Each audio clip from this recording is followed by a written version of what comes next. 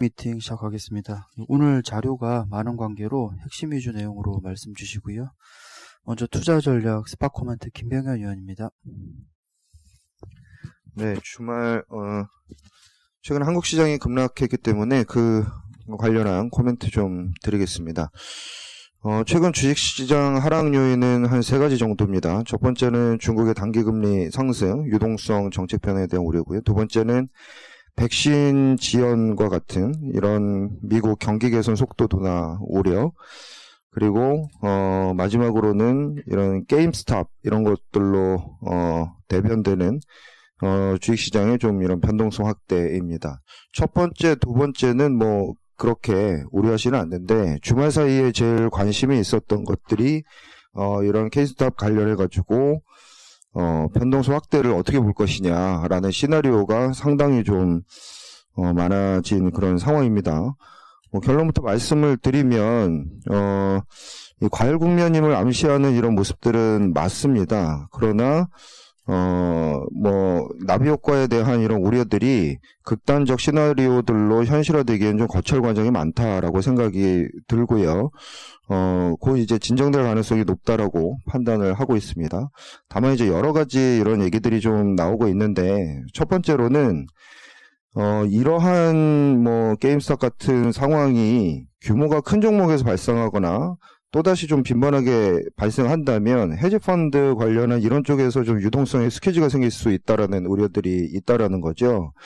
아무래도 증권사와 계약을 해서 이런 것들 유동성을 공급하기 때문에 극단적 매매 형태가 계속 나타나게 되면 더 많은 담보나 마진을 요구하게 되고요.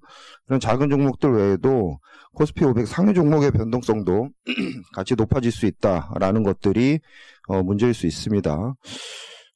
헤지펀드들 같은 경우에는 최근에 좀 좀비 기업의 주가가 일반 기업들보다 더 높아진 이런 상황이기 때문에 공매도를 더 강화했고요.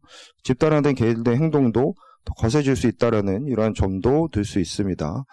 다만 이렇게 된다면은 이게 금융시장의 블랙스완이 되기 전에 금융당국도 가만히 있지는 않겠죠. 그래서 이미 SEC는 온라인 증권사, 그리고 정치권에서도 헤지펀드 시스템에 대해서 청문회를 요구하는 등 금융 규제 움직임이 좀 나타나고 있는데요. 이 금융 규제는 시장의 악재일 수 있습니다. 다만 이거는 장기적인 악재가 되겠죠. 변동성은 좀 축소되겠고 환경은 좀 위축되는 이런 모습들이 보일 겁니다. 좀 더 장기적으로 시나리오들이 나오고 있는데 이 단면이 우리가 볼 수 있는 계층 간의 갈등의 국면을 볼 수 있지 않느냐라는 겁니다. 기존 시스템에 대한 이런 불평등, 불공정 이런 것들이 지금 투영되고 있다. 그래서 점차적으로 이러한 것들을 계속 보실 수가 있다라는 얘기인데요. 미국 내에서 주식시장 내에서 발생했지만 어떤 국가 간의 이러한 불평등, 그리고 백신 접종률이 선진국과 저소득 국가가 다르다는 이런 점들까지 확장되는 이런 모습들을 보이고 있습니다. 다만 지금은 이런 고민할 때가 아직은 좀 빠르다라고 이제 생각을 하고 있고요. 결론적으로 수급적인 요인들이 지금 전체 시장을 흔들고 있는 이런 상황들이기 때문에 결론적으로 펀더멘탈이 강하다면 수급에 따른 변동성 확대는 오히려 그래서 빠진다면 매수 기회가 될 수 있다라고 판단을 할 수 있을 것 같습니다. 중요한 것들은 미국 기업의 세후 기업 이익인데요. 코로나19 이전 수준을 돌파해서 다시 넘어가는 이런 모습들을 보이고 있기 때문에 주가가 다소 빠르지만 쿨링다운 이후에 살 수 있을 것 같고, 코스피도 모멘텀 시장입니다. 그렇기 때문에 경기와 기업 모멘텀이 살아있을 때는 주가는 팔 때는 아니다라고 판단하고 있습니다. 이상입니다. 예, 질문 없으신가요? 네. 예, 다음 하우스뷰 하재석 위원입니다. 네, 2월 NH하우스뷰 말씀드리겠습니다. 1월에 이어서 2월에도 저희 리서치본부의 하우스뷰는 경기 민감 자산에 대한 강조를 계속해서 드리고 있습니다. 앞서서 이 주식 전략 쪽에서 언급해 주신 내용처럼 최근에 일부 미국 주식시장의 공매도 많은 종목들의 변동성 확대가 시장 전체 변동성 확대로 이어지면서 1월에는 전체적으로 MSCI 전 세계 주식시장 인덱스가 약보합으로 마감을 했습니다. 지난주에 일부 조정을 받으면서 약보합 마감을 했는데요. 저희는 여전히 경기 민감 자산에 대한 확대를 말씀을 드리고 있고요. 글로벌 경기 회복 기조가 이어지면서 이 교역량이 늘어나고 이것이 운임 상승 그리고 원자재 가격 상승으로 계속 이어지고 있고요. 정책 쪽에서는 이 완화적인 통화 정책 그리고 재정 정책 쪽에서 바이든 정부의 기대감이 계속이 되고 있습니다. 그리고 백신 접종 속도라든지 확진자 수가 둔화되는 모습 이런 것들은 계속해서 저희의 하우스 뷰를 지지하는 요인이 될 것 같고요. 주식시장 중에서는 중국과 한국 주식시장 그리고 선진국 중에 유럽 주식시장을 말씀을 드리고 있고 원자재라든지 글로벌 리츠, 인프라와 같은 경기에 가장 민감한 대체 투자 자산에 대한 강조를 계속해서 드리고 있는 환경입니다. 이상입니다. 예, 추가 질문 없으시면 FICC 채권얼보 강승원 의원입니다. 저희 2월 전망 자료가 나왔고요. 저희는 최근에 안전자산 선호에 대해서 어떻게 좀 생각을 하고 있냐면, 작년 6월 FOMC 때도 FOMC 당일날 S&P가 6% 정도 급락하면서 일시적으로 조금 안전자산 선호가 부각됐던 사례가 있습니다. 그때와 좀 비슷하다라는 게 저희 생각이고요. 그때 좀 상황을 좀 복기를 해드리면, 그 당시에 5월 고용지표가 서프라이즈가 나면서 6월 초에 미국 10년 금리가 30bp 이상 급등을 했었고요. 7월 달에 케어스 액트 일부 프로그램 종료를 앞두고 추가금리 부양 정책에 대한 불확실성이 높았습니다. 이제 그런 상황에서 6월 FOMC도 뭔가 추가 완화의 신호를 주면서 보험을 들어주기를 시장이 원했는데 6월 FOMC에서는 정말 말 그대로 기존의 완화적 스탠스를 유지만 하니 흔히 말하는 정책 공백에 대한 우려가 안전자산 선호를 자극하고 금리를 다시 빠르게 안정화시키는 재료였는데요. 지금도 좀 비슷한 환경이다라는 생각이고, 다만 이번에는 저희가 이미 작년 12월 달 말에 9천억 달러의 추가 경기 부양 정책이 통과가 됐었죠. 저희는 그런 효과들이 2월 달에는 빠르게 좀 확인될 개연성이 높다라는 생각이고요. 단순히 이제 소득 지원 효과만으로도 1월 달 소비 지표를 보시면, 작년에 많이 보신 자료들이죠. 고빈도 자료들 보면 1월 4일 실업급여 지원 이후에 소비가 굉장히 빠르게 올라온 부분들이 있고요. 특히나 브루킹스 연구소 같은 데서 9천억 달러의 효과를 숫자로 제시를 해주는데, 올해 1분기에 9천억 달러 부양책이 가져다주는 GDP 기여도가 7.3%포인트 가까이 됩니다.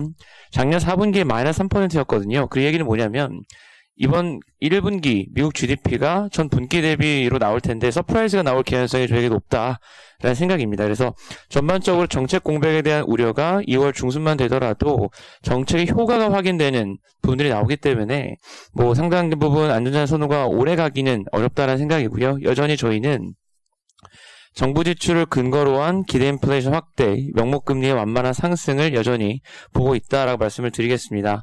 이제 국내 채권 시장에서는 1월 중에 최대 100조 원 가까이 추경 이야기가 나왔는데요. 정세균 총리가 어쨌든 재원 규모는 정부가 감당할 수 있는 수준이라고 밝히면서 최악의 시나리오는 피했지만 어쨌든 한은의 국채 매입 역할이 더 중요해졌습니다. 다만 이제 금융위기 당시 한은의 매입 규모를 비중을 감안해서 보면 사실 한은 입장에서는 지금부터 열심히 채권을 매수할 요인이 크지가 않습니다. 그 얘기는 당장 2월 금통위에서 전향적으로 채권 매수에 대한 적극적인 스탠스를 보이기 어렵다. 그러면 여전히 채권 시장 입장에서는 정부 지출 위주로 경기 좋아지고 있는데 추경 부담 계속 높아지고 있는 겁니다. 그래서 여전히 국내적으로 장기채 매수에는 유리한 환경이 아니다. 단기채 혹은 캐리 투자 말씀을 드리고 있습니다. 이상입니다. 예, 다음 순서 해외 채권 신한정 의원입니다. 네, 해외 채권 기관잡이 2월호에서는 코로나 이후에 주요 국가들의 정치적 내부 갈등 여기에 주목해서 자료를 만들어 봤습니다. 작년 말 미국 대선을 통해서도 봤듯이 이제 미국 내에서도 경제적인 불균형 이런 이념적인 갈등 이런 것들이 심화되면서 특히 바이든 정부가 등장하고 블로이브가 현실화되면서 미국에서 거대한 정부가 이제 들어설 가능성이 높아지고 있는데요. 이것들은 이제 다른 나라에도 다른 선진국에도 특히 영향을 미칠 것 같고 올해 10월에 총선이 있는 독일 같은 경우는 보수연합 정권이 바뀌긴 어렵겠지만 경제 정책이 보수연합 정권에도 불구하고 큰 정부 방식으로 재정 지출을 확대하는 방식으로 이렇게 변화될 걸로 예상됩니다. 이런 경제적 불균형 때문에 문제를 제기하는 목소리가 커지면서 전 세계가 지금 정치 사회적 혼란에 야기될 가능성이 있는데요. 선진국은 제도적 기반이 탄탄하기 때문에 케인주의적인 이런 정책으로의 변화로 어느 정도 해소 가능하겠지만 제도적 기반이 취약한 일부 신흥국들에서는 2010년에 아랍의 봄과 같은 이런 정치적 혼란이 식료품 가격 급등 시에 나타날 수 있기 때문에 주의가 필요하겠고요. 시장 중심 개혁을 추진하던 일부 신흥국 경우는 정부의 정책 리더십이 약화되면서 구조개혁의 상당 부분 후퇴할 가능성도 존재합니다. 특히 일부 권위적 국가들에서는 부패 이슈가 부각되면서 이런 것들이 정책 혼란을 야기할 가능성이 있기 때문에 코로나 이슈가 올해 완화된다 하더라도 이런 정치적 갈등이 본격적으로 부각되는 이런 해가 되지 않을까 예상하고 있습니다. 이상입니다. 예, 다음 순서 크레딧 전략 한광렬 위원입니다. 네, 저희 크레딧 월보이고요. 금융시장이 전반적으로 조정을 받고 있음에도 불구하고 국내 크레딧 시장 같은 경우는 지난달에도 강세를 보였습니다. 전 영역에서 스프레드가 축소가 되었고 발행 시장에서도 높은 경쟁률을 보이면서 호조를 보였습니다. 저희가 2월에는 근데 다소 이제 상위 등급 위주로 국내 시장에서 높아진 스프레드 부담 때문에 그 강세 속도가 다소 둔화될 것으로 예상을 하고 있고요. 스프레드 같은 경우는 현재 역사적 최저 수준까지 도달해 있습니다. 그리고 앞에서 말씀드린 이런 국채금리 상승의 어떤 영향에 취약하기 때문에 저희가 볼 때는 상위 등급 투자는 지금부터 좀 신중하자라고 말씀을 드리고 있습니다. 반면에 이제 하위 등급 같은 경우에는 그래도 스프레드 축소 여력이 아직 남아있고 금리 상승 영향이 크지 않기 때문에 하위 등급 위주로 투자를 권고드립니다. 글로벌에서도 마찬가지로 금융시장 조정과 함께 글로벌 하이드 채권 같은 경우에도 약세를 보일 수는 있지만은 저희가 하반기 정도를 목표로 해서 보면은 이런 약세 시기에 투자 비중을 확대할 수 있는 기회가 될 수 있겠다라고 판단하고 있습니다. 이상입니다. 네, 원자재 황병진 위원입니다. 네, 지난주 글로벌 매크로 부문에서 변동성 확대 요인이 상당히 많았음에도 불구하고 원자재 시장은 주간 수익률 플러스 0.84%로 마감을 했습니다. 미국 재정 부양 기대가 일단 단기적으로는 교착 상태에 빠졌고 1월 FOMC에 대한 실망감이라든가 아니면 주식시장의 불안정이라고 하는 부분이 자산시장 전반의 불확실성을 좀 확대한 바 있는데요. 그리고 중국 15 금리의 급등이라든가 유럽 코로나 백신의 부족이라고 하는 우려까지 안전자산 선호 속에서의 달러 강세로 나타나면서 원자재 시장에서도 변동성이 좀 확대되는 모습은 나타났습니다. 하지만 지난주 원자재 시장이 플러스 0.84% 플러스 수익률을 기록할 수 있었던 가장 큰 배경은 농산물 섹터였고요. 직전주에 5% 정도 일단 차익 실현 매물이 나왔던 농산물 섹터가 지난주에 다시 또 중국향 곡물 수출 판매 호조라든가 아니면 남미 그런 수확 지연이라고 하는 재료를 가지고 재차 급반등하면서 원자재 지수의 상승을 견인을 했다라고 좀 보고 있습니다. 에너지와 기금속 같은 경우에는 강보합권에서 마감을 했고요. 경기 민감 자산으로 분류되는 산업금속 섹터가 지난주 글로벌 매크로 불확실성을 좀 반영하면서 주간 마이너스 1.93% 후퇴하는 모습을 나타냈습니다. 단기적으로 그런 자산시장의 관심거리가 결국 미국을 중심으로 한 개인과 헤지펀드 간의 공방이라고 좀 보고 있는데요. 미국 그런 커뮤니티 사이트 중에서 레딧이라고 하는 사이트가 상당히 많이 주목이 되고 있습니다. 뭐 이런 부분에서 게임스탑이라든가 아니면 일부 주식들에 대한 그런 매수 의견들이 나오면서 개인들이 상당히 좀 빠르게 움직이고 있는데 원자재 시장에서도 지난주에 그런 뉴스플로우 상에서 좀 뉴스플로우를 좀 장식했던 부분이 은가격이었습니다. 레딧 어플리케이션 그 월스트리트 배츠라고 하는 사이트에서 어떤 포스팅이 올라왔었는데요. 최근에 은행들이 가격 조작을 통해서 은화 가격을 인위적으로 낮추고 공급 부족 상황을 감추고 있다라고 좀 주장을 하면서 인플레이션을 고려한 은가격은 지금 현재 $25가 아니라 $1,000 정도는 되어야 된다라고 하는 주장이 나온 바 있습니다. 저희 당사에서도 올해 상반기까지는 기금속 섹터의 강세를 좀 말씀드리고 있고 금 가격 목표 온스당 $2,200 기준의 골드 실버 레이쇼 60배 정도를 감안을 하면 은 가격은 한 $35까지는 올라갈 수 있다라고 하는 부분에 대해서는 저희도 좀 공감하는 부분입니다. 하지만 월스트리트 배지에 올라온 그런 물가를 조정한 은 가격이 $1,000 정도는 돼야 된다라고 하는 부분에 대해서는 저희는 좀 과도하다라고 일단 보고 있고요. 저희 페이지 4페이지 그림 3번에 좀 계산해 둔 부분인데요. 물가를 역산을 해서 실질적인 은 가격을 계산을 해보면 1980년 당시에 은 가격이 $50 가까이 올라갔을 때 실질금 가격은 약 $128.10 정도 수준까지는 계산이 된다라는 부분 말씀드리고, 저희가 상반기 은가격에 대해서 비중 확대 의견 말씀드리긴 하지만 저희가 목표로 하는 $35 정도 수준까지 도달하게 되면 좀 중립적인 관점으로 대응할 필요는 있겠다라고 좀 말씀드리도록 하겠습니다. 이상입니다. 예, 추가 질문 없으시면 산업기업 분석 넘어가겠습니다. 덴티움 나간준 의원입니다. 네, 덴티움 투자 의견 바이 유지하고 목표 주가 65,000원으로 상향합니다. 타겟 PER 상승에 따른 기업 가치 상향이고요. 현 주가 수준이 국내 주요 임플란트 업체인 오스템 임플란트와 디오 대비해서 상대적으로 저평가 상태라 판단하고 있습니다. 그래서 저희는 매수 추천드리고요. 4분기 연결 매출액은 669억 원, 영업이익률 18.4%로 추정합니다. 오프라인 교육이 제한되며 비용 절감 효과가 발생했지만 다만 일회성 성과급이 반영되면서 영업이익률은 분기 대비 소폭 감소할 것으로 예상합니다.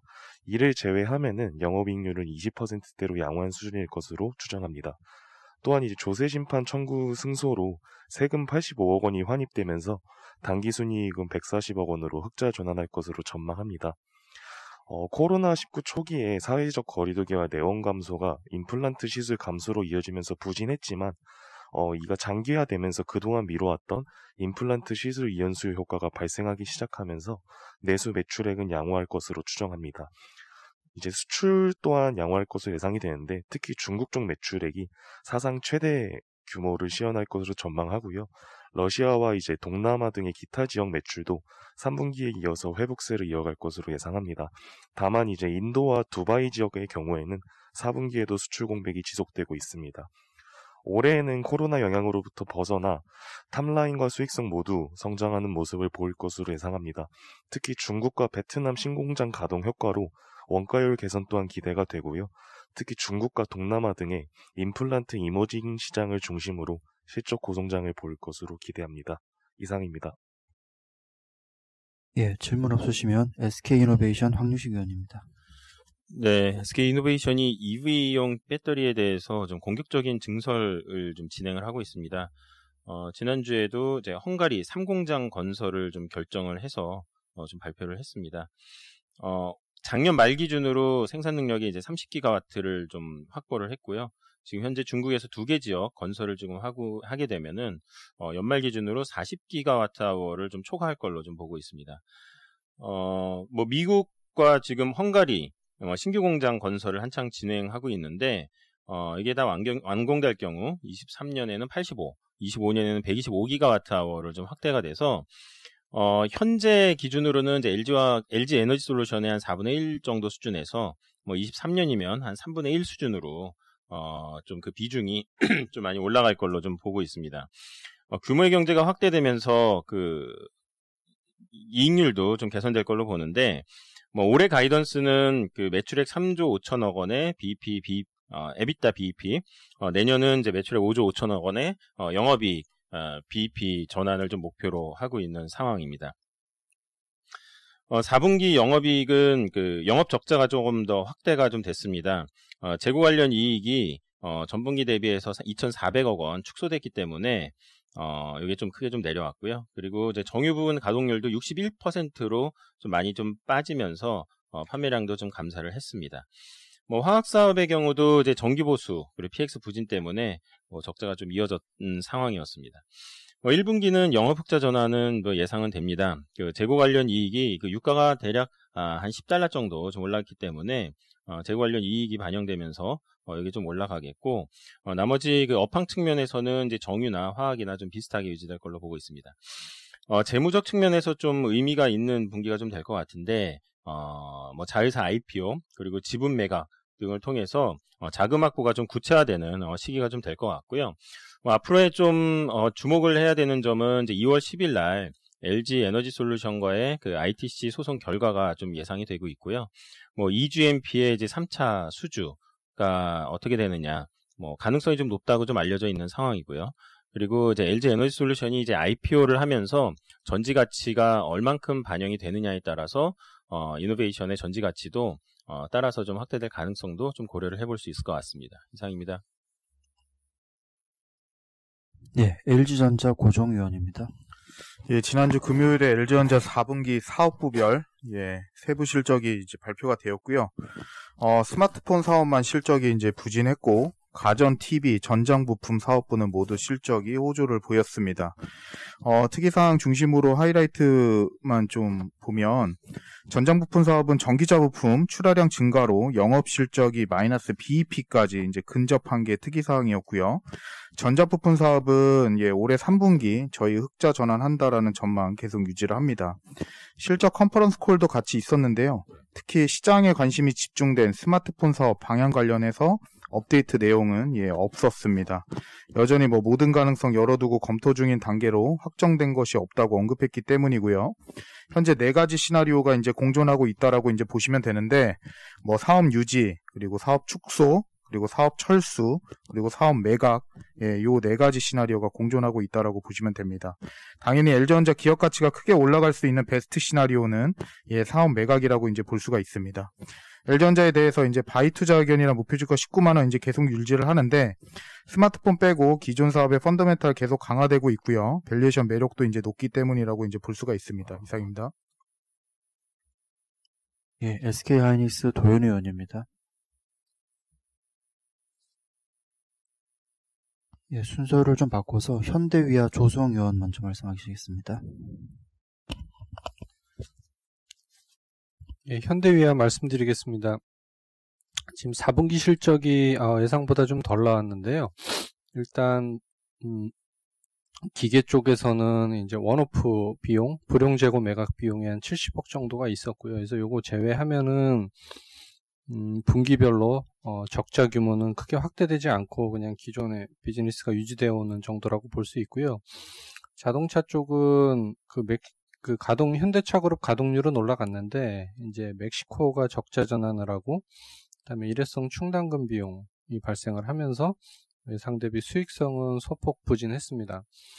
다만 이제 현대위아에 대해서 좀 기대하는 거는 단기적인 이익 전망보다는 전기 동력 차용 통합 열관리 모듈 수주를 통해서 이제 2023년부터 이제 현대차 그룹 EGMP에 공급할 예정인데요.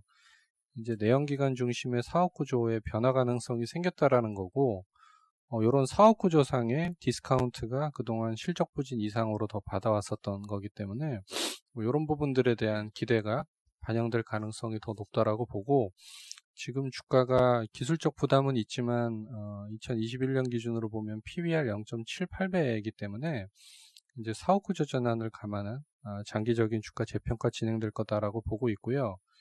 그다음에 지금 현대위아가 신규 사업으로 얘기했던 게 2가지 정도가 있습니다. 일단 첫 번째 열관리 쪽에서는 가시적인 성과가 나왔고요. 2023년, 24년을 목표로 한 가지 더 진행하고 있는 게 이제 수소차용 수소 저장 시스템하고 공기 압축기인데요. 이 부분까지도 만약에 가시화된다라고 하면 전반적인 어떤 미래 성장 가능성이 조금 더 높아질 가능성이 있고요. 지금 PBR로 봤을 때는 지금 주가 측면에서는 충분히 메리트 있는 밸류에이션으로 판단하고 있습니다. 예, 하이닉스 도현 의원입니다. 예, 하이닉스 말씀드리겠습니다. 금요일에 4분기 실적이 나왔고요. 영업이 9,700억 기록했는데 저희 추정치 9,800억이고 컨센서스 9,000억이어서 컨센서스 아주 많이 상회했습니다. 1분기부터 일단 디램 가격 상승이 가능할 거로 예상을 하고 있고 플러스 5% 정도 추정을 하고 있습니다. 최근에 많이 말씀드렸듯이 PC 판매가 상당히 양호하고요. 최근에 이제 북미의 하이퍼스케일러들이 데이터 센터 투자를 재개하고 있어서 수요가 많이 증가하고 있습니다. 이 증가하고 있는 이제 수요 대비해서 메모리 이제 공급 증가세 좀 낮을 전망이고요.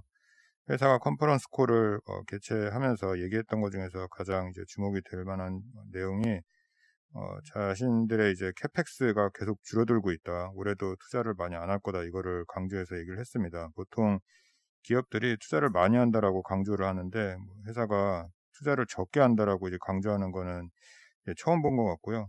회사가 그만큼 올해 투자를 좀 줄여가지고 메모리 공급을 좀 제한시킬 거다라고 예상할 수 있는 좀 대목입니다. 그런 점이 좀 긍정적으로 판단이 됩니다. 이상입니다. 예, 호텔신라 이지영 의원입니다. 네, 호텔신라 4분기 실적 안 나왔습니다. 기본적으로 코로나로 안 좋은 가운데 리스회계 변경, 자산 상각, 구조조정 등 일회성 비용이 좀 많았습니다. 작년 내내 좀 실적이 안 좋았지만 올해는 바닥을 딛고 안정화를 향해 갈 것으로 보고 있습니다. 일단 1월 면세 매출 양호하고요. 전월 대비 한 10% 정도 성장하고 있습니다. 하이난 면세점 급성장 등으로 우려는 많이 하고 있지만 지금 실제 매출은 좀 괜찮게 나오고 있고요. 그리고 할인율도 개선세에 있습니다. 국내 면세점 간 경쟁이 완화되었고 수익성이 높은 개인 리셀러들이 돌아오고 있기 때문에 그렇습니다. 마지막으로 적자 상태인 인천공항 T1도 2월 중에 영업을 종료할 예정이어서 좀 수익성이 추가로 개선될 가능성이 높아 보입니다. 목표 주가 105,000원 투자 의견 바이 유지하도록 하겠습니다. 네, LG상사 김동영 의원입니다. 예, LG상사 4분기 실적은 시장 컨센 상회를 했고요. 내용을 보면 물류가 계속 물동량하고 운임 강세 때문에 분기 최대 매출을 갱신을 했습니다. 다만 일회성 비용이 한 100억 원 정도 발생한 게 있었고요. 산업재 솔루션은 반대로 일회성 이익이 한 80억 정도 환입된 게 있었습니다. 에너지 팜 사업은 팜 가격은 직접적으로 반영이 돼서 이익이 확대가 됐고 석탄은 연말부터 되게 많이 올랐는데 이게 이제 손실 축소를 일단 4분기 실적에는 나왔습니다. 1분기는 물류 쪽이 비수기이긴 한데 말씀드린 석탄 가격이 지금 상당 수준 레벨업이 돼 있기 때문에 영업이익 강세가 본격화되면서 한 550억 정도 영업이익 전망을 합니다. 올해 영업이익은 2017년 이후에 처음으로 2천억 원 넘는 2,200억 정도 나올 걸로 보고 있고요. 5월 인적 분할에 대한 기대감 여전히 유효하다고 보고 있습니다. 매수 투자 의견 33,000원 목표 주가 유지합니다. 이상입니다. 예, 추가 질문 없으시면 해외 주식 로키드 마틴 주진명 의원입니다. 네, 로키드 마틴 말씀드리겠습니다. 지난주에 실적이 발표가 됐고요. 사실상 컨센서스에 1% 이내 오차니까 컨센서스 부합하는 실적이 나왔다고 보시면 될 것 같습니다. 트럼프 행정부 있는 기간 동안 수주 잔고가 좀 매년 이제 평균적으로 10%씩 증가를 하면서 이 일감이 폭증했기 때문에 거기 따라서 매출 성장이 강하게 계속 지속되었다고 이해해 주시면 될 것 같습니다. 다만 이 회사가 실적 발표 과정에서 실적 자체는 잘 나왔지만 그 향후 전망에 대해서 조금 톤을 이렇게 내려가는 표현을 했다고 봐주시면 될 것 같은데요. 실제로 로키드 마틴 같은 경우 작년 10월부터 주가가 하락세로 좀 본격 전환된 상황이고요. 결론적으로 말씀을 드리면 첫 번째, 로키드 마틴의 수주 잔고가 2020년 중에 2019년 대비 증가폭이 2%밖에 안 된다. 그래서 수주 잔고의 증가 속도가 크게 느려졌기 때문에 향후의 매출 증가도 여기에 비례해서 이제 속도가 굉장히 느려질 수 있다는 점을 확인을 했고요. 두 번째는 이 바이든이 당선이 되고 나서부터 이제 트럼프처럼 국방 예산을 늘려대지는 않을 거다. 이런 것들이 전반적으로 로키드 마틴의 주가에 부정적인 영향을 미치고 있다고 보시면 될 것 같습니다. 저희는 이번 사례를 통해서 과거에도 반복이 됐었지만 방산주들은 아무래도 정권 교체 시기가 있을 때마다 리스크가 있다. 그래서 기본적으로 국방정책 기조가 바뀔 때마다 그 방산업체들의 성장성이 굉장히 영향을 받는다는 걸 확인할 수 있고요. 두 번째는 그런 것들 때문에 방산업체들이 민수사업이나 우주개발 같은 이제 신성장 동력에 집중할 수밖에 없다라고 볼 수 있겠습니다. 우리 대한민국 정부도 향후에 이제 대선이 진행되기 때문에 관련된 리스크가 전혀 없다고 볼 수 있기 때문에 향후에도 국내 방산업체들도 우주개발 같은 신성장 동력에 좀 더 집중하게 될 거다라고 보고 있습니다. 이상입니다. 네, 이상 모닝 미팅 마치겠습니다.